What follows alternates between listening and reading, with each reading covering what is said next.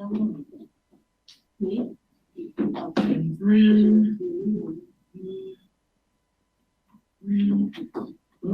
was graduated.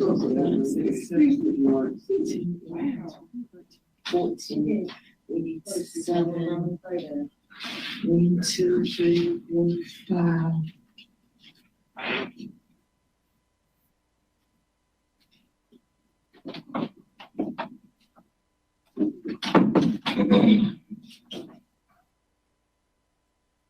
One, 2, 3, 4, 5, 6, 7.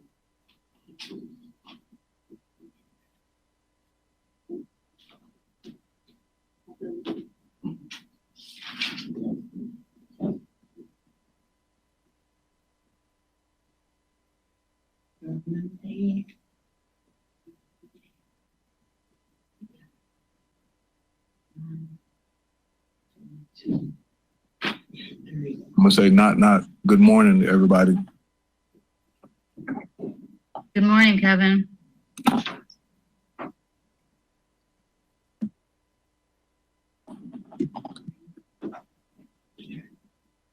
Okay. So it looks like we have a full house. I'm impressed. A lot of people here. I think this is the biggest meeting I've seen so far in this chair. So first of all, thank everybody for coming in. And if it's okay, we'll go ahead and get our meeting started for today, January 8th, 2021.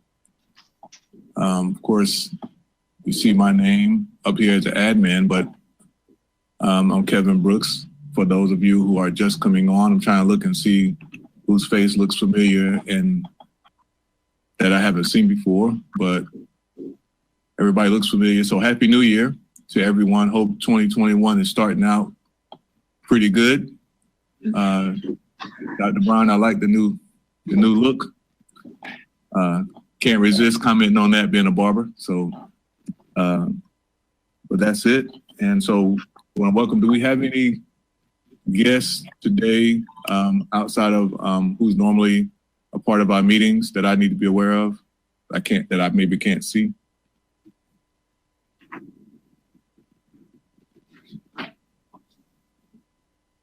No? Okay, cool. So since we can't pass around a piece of paper, Cindy, can you see is Cindy McCoy in the room? Okay. All right. Can you tell who's on here enough to be able to write down a roster, or do we need to go through that? I got it. Kelsey Allen, Fred Baker, Nori Brantley, you, Kevin Brooks, Dr. Brown, Charlene Cross, Dina Simcox, Vivian Tooks, Mary McCoy. In the room, Peggy Azam, Janice Anderson, Kirsten Powell, Teddy Warner. We have Nikki Davis. We have Ashley Duncan. On the call, we have Charlene Gomez, Victoria Gray Allen, Alita Poole, Juanita Hooker just joined. We have Lindsay Allman on the call, Debbie Normandia. We have Workforce Development Board member Jimmy Plater. We have Jesse Jones, Melissa Pennington, Jimmy Plater. I believe I said him. And I think that concludes the list. Okay. That, like I said, this is a big room, and I'm glad to have everybody on board today. Does anybody need a copy of the ethics statement, or any reason to feel like there may be any conflict of interest with your presence today? If you do need a copy of the ethics statement, just let us know, and I'm pretty sure we can get that out to you. So our first item up for our agenda is to approve the minutes from our last meeting on November the 6th. And has everybody had a chance to look over that? If you have, you need to have somebody make a motion to approve those minutes. I'll make a motion to approve the minutes. It's Dina. Thank you, Dina. You have a second? I'll second the motion. This is Mary McCoy. Thank you, Mary. Ms. McCoy.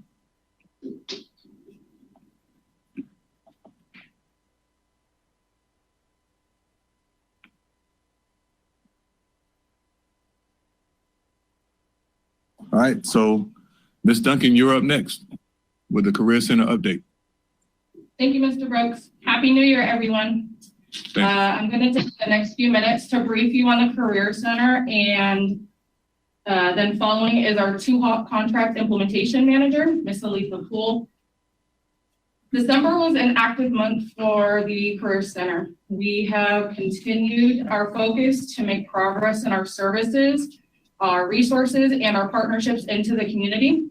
With COVID being our primary obstacle, the center is adapting and making all the pertinent adjustments to offer services to the fullest extent possible virtually.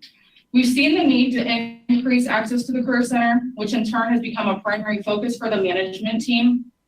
We are continuing to track the same trend of individuals not having access to a computer or internet and turning to us for assistance.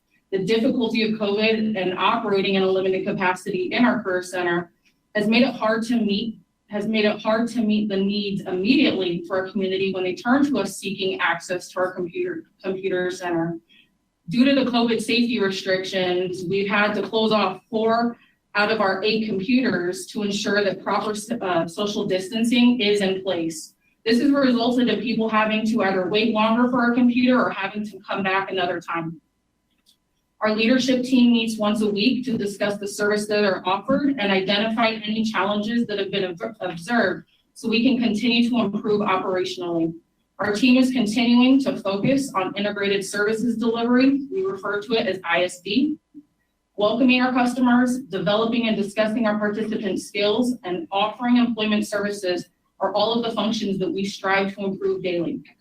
While we maintain our partner and employer collaborations in the month of December, we've seen some virtual challenges. Some of these challenges have been meeting the needs of our employers through facilitating on-site hiring events, and our participants not showing a strong desire to participate in our workshops that are offered virtually. While we identified our challenges, we've also been able to identify our strengths. We continue to facilitate off-site hiring events for our employers, and we continue to partner with our local partners to combine efforts and host virtual workshops together. We're continuing to work towards facilitating more virtual recruitment events and establishing a stronger presence online. Since our last young adult meeting, we've begun daily tips on our social media, which has increased our community's awareness of who we are and really keeping our services relevant. Just to do a quick recap of some of the events, on December 16th through 18th, the Career facilitated an on-the-spot hiring event for the Department of Veteran Affairs, and this took place at the Rayford Road location. The positions that were offered were advanced medical support specialists. These were GS3 through GS6 positions. We had 258 people register on our Eventbrite, and 128 people applied through NC Works. We were able to schedule 132 people to interview, and out of that, 55 people were offered federal jobs. On December 3rd, a member from our team volunteered at Operation Inasmuch and assisted with serving breakfast to the homeless.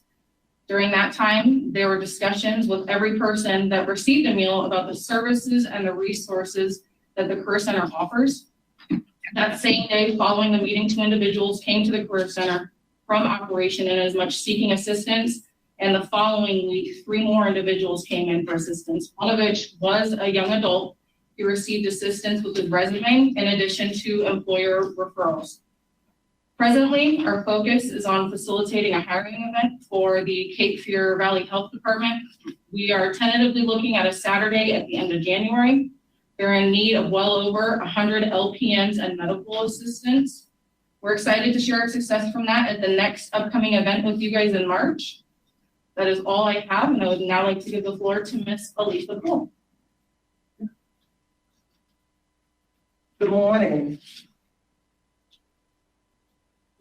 And Happy New Year to everyone. As you can see on the front of the report that was sent to you, that since our last meeting, we have been working with our partners in the CTE to enhance our focus and promotion of the career pathways for each month.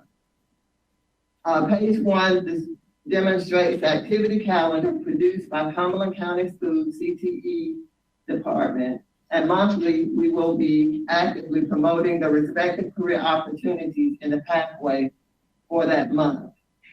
For example, December pathway was a STEM program, science, technology, engineering, and math. And as noted in the report, we have a success story where we have an individual that we were able to assist. For the month of January, we are focusing on hospitality and tourism sector. We're working with Ms. Bradley. She and I have a full appointment on Monday to include program information for her center corner. And we have shared some career pathway videos that are located at nccareers.org. This website is supported by Commerce, and it allows you students to research careers by cluster, occupation, training, and educational level. Career One Stop is sponsored by the U.S. Department of Labor, Employment, and Training. These programs outline the industry as a whole, provide overviews of various occupations, the wages, and the career, across the career, whether from beginning from the starting wage up to the highest wage and the skills necessary to obtain those positions. Every month, the Youth and Young Adult Program will be promoting each career pathway to participants in the program. Our success story, Ms. Valerie, relocated to Fort Bragg area because of the connection to the military. She has always been academically advanced, and after hard work and dedication in school, she became a graduate of the University of Texas in Austin. Long story short, Valerie herself found that there were limited job opportunities when relocating to the Cumberland County area, with her concentration being in marine biology. She came to the Career Center, contacted the Career Center, and her Career Center advisor, Next Generation Career Advisor, Isaiah Williams, helped her to update her resume, engaged her in career assessment, and connected her with one of our business service representatives, Mr. Cottrell Melvin. He went to work securing her an OJT opportunity as a quality control lab technician with Nita Gelatin. This success had a Valerie in the on-the-job training program gives her 800 hours of training for a job she was hired for that fits her background, education, and passion for science and laboratory work. She will benefit and bridge the skills gap needed from working with marine life to now working in an indoor laboratory facility. She started her OJT program on December the 14th. At the top of page 3 of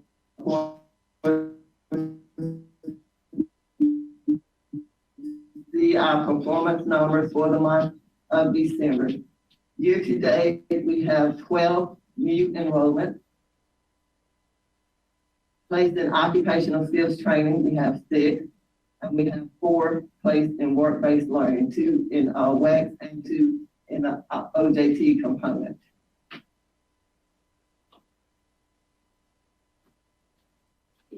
On January the 19th, we are happy to host the second part of the facility financial fit boot camp. In your packet, on page 3, it has the time listed from 10 a.m. to 2 p.m. However, there is a correction. It will be from 10 to 12, which it is listed on the back in the upcoming calendar of events. So I do apologize for that misprint. But this workshop, originally the first one was held October 14th. It was facilitated by D'Angelo Watson. Mr. Watson is proficient in personal finance, credit, investing, and business. For that workshop, we actually had 29 individuals to register, and 13 of them were in attendance. So we're excited about the workshop and look forward to having Mr. Watson facilitate it for us again.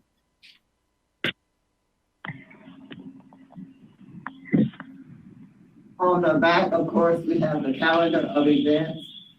On January 14th at 4 p.m., we will have an information orientation with DSS Links Department. Of course, the financial literacy part 2 is January 19th. Every other Tuesday from 10 to 12, we will have resume and cover letter writing workshop. Every other Wednesday from 2 to 4, we'll have a Bring Your A Game workshop. And then every first Thursday from 3 to 4 is NC Works orientation. And these workshops, other than the financial literacy workshop, will be facilitated by staff at the Career Center.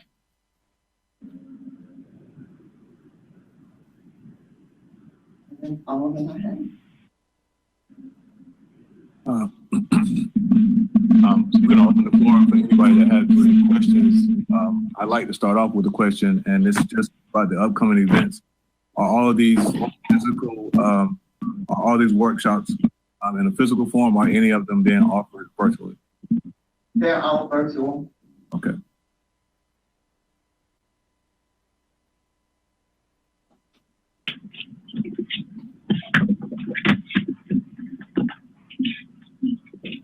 Okay, the floor is open. Does anybody have any anything they have any questions about what Ms. Poole just shared or what Mr. Duncan just shared? I have a quick question, Kevin. This is Charlene or Alethea. Are any incentives being offered for the participants to attend the virtual workshops?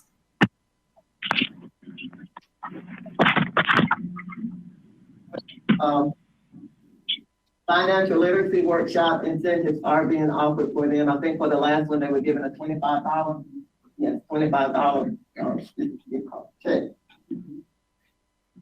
The participants were given $5. I can't hear you.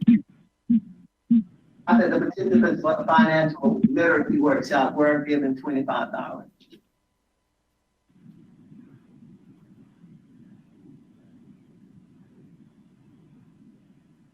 Okay, Ms. Poole, I want to share the calendar of events and the links.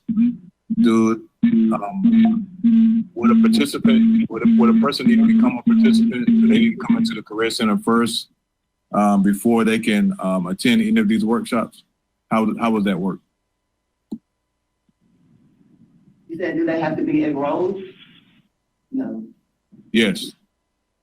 No, they do not. They do need to be registered in NC Works though to attend the workshop. Right. Okay. That's what I meant. Okay.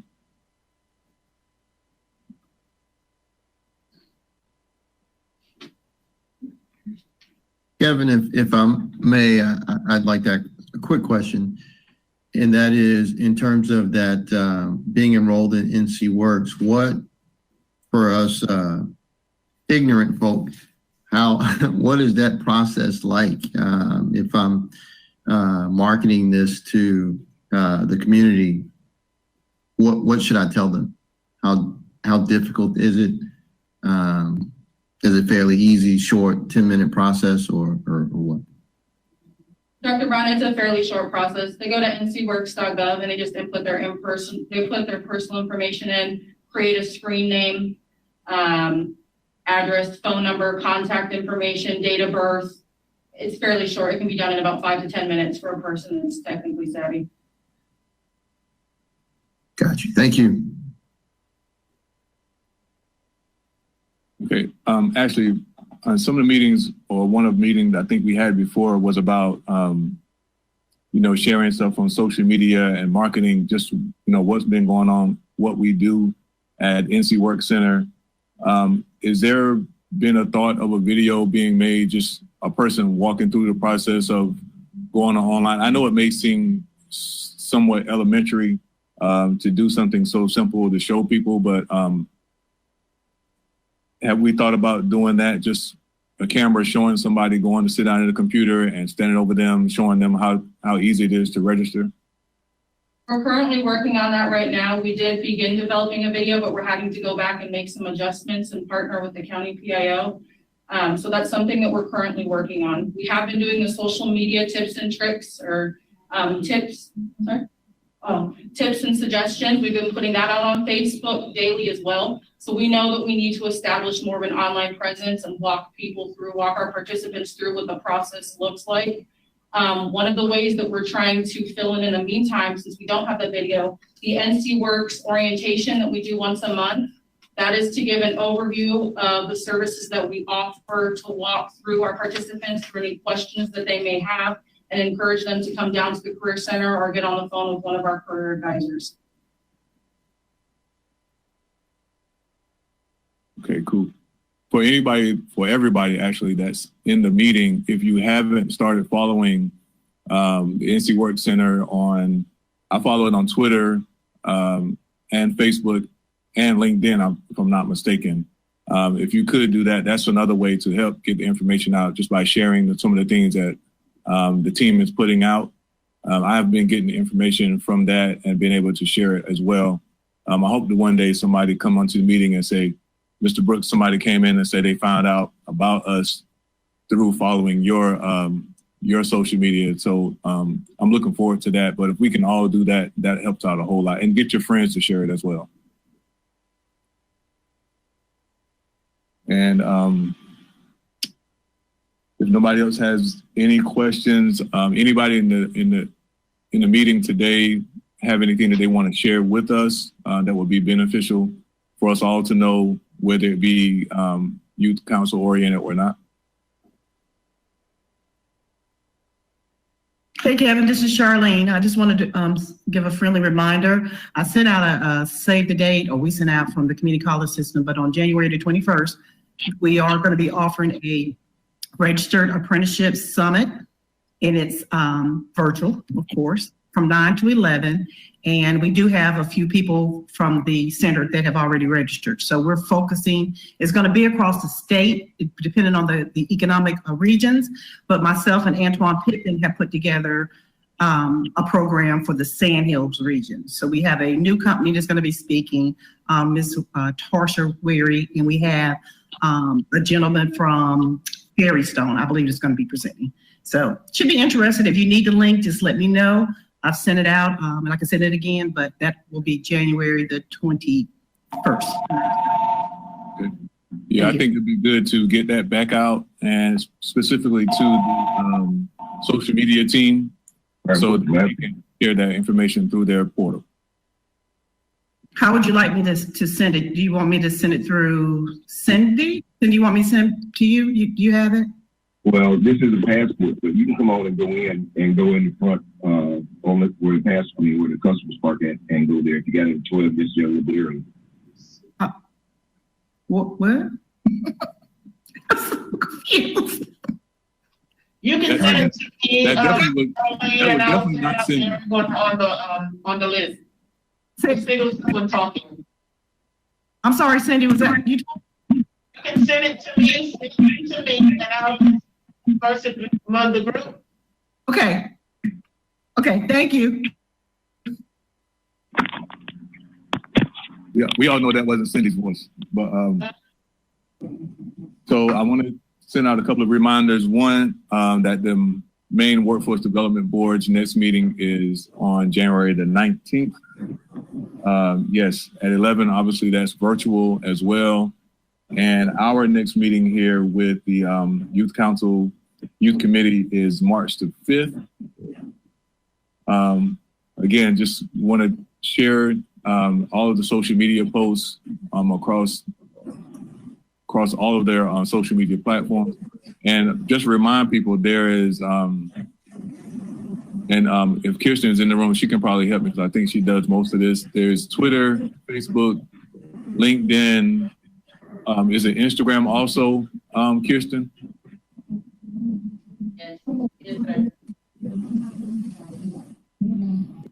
I think she said yes. So if you're on either one of those social media, I'm sorry? She did. She said it is. Okay. So if anybody that's on here is on social media, especially those of you that have like 3,000 followers, it would help us out a lot to get the word out. And if nobody has any more questions, suggestions, or information they'd like to share, I think we've wrapped up our meeting fairly quickly. Kevin, real quickly, this is Vivian Tooks, and I'm over here at DSS. I do want to share just a little bit with you. Here, we're taking applications at this time for our low-income energy assistance program. This is a program that we do from December through March. And what I will do is send Cindy an email with details. We want our community individuals who are interested or to apply. And I will send all that information to her and she can give it to you all in the email. Thank you. It's great information, good program, and good information that needs to get out too, because we know a lot of these people connect, a lot of these kind of connect to the people that are coming in looking for jobs. Yeah. So if there's nothing else, we have a motion to adjourn. Everybody want to stay on? So moved. I second. All right. So it's been made and second. So I thank everybody for taking time out on your Friday morning to join us on our call. And I look forward to seeing you guys next week and in March. Have a blessed one. Stay safe. Wear your mask, social distance, wash your hands, all that stuff. Thanks, Kevin. Great meeting. Thank you, Thanks a Kevin. lot.